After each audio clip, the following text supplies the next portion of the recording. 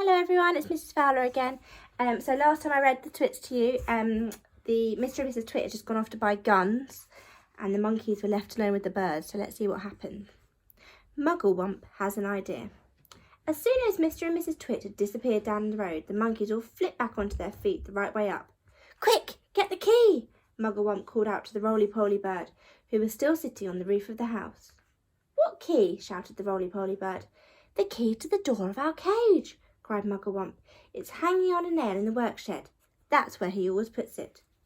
The roly-poly bird flew down and came back with the key in his beak.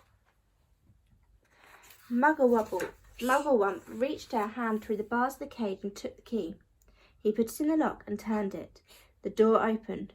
All four monkeys leapt out together. "We're free!" cried the two little ones. "Where shall we go, Dad?" "Where shall we hide?"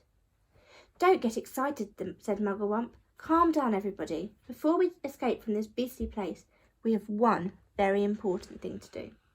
"What?" they asked. "We're going to turn those terrible Twits upside down."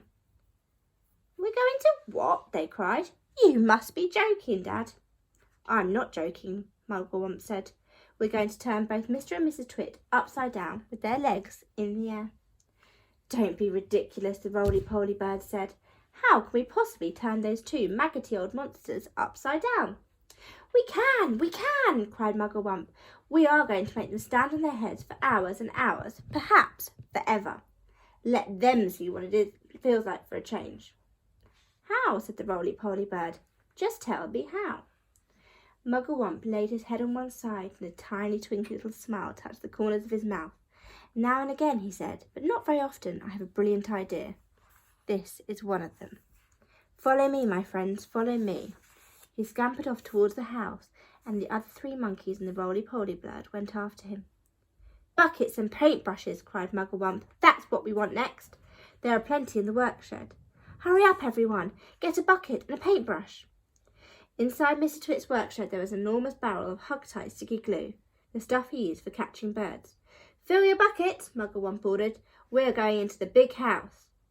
Mrs. Twit had hidden the key to the front door under the mat, and Mugglewump had seen her doing it, so it was easy for them to get in. In they went, all four monkeys with the buckets of sticky glue. Then came the roly-poly bird flying in after them, with a bucket in his beak and a brush in his claw.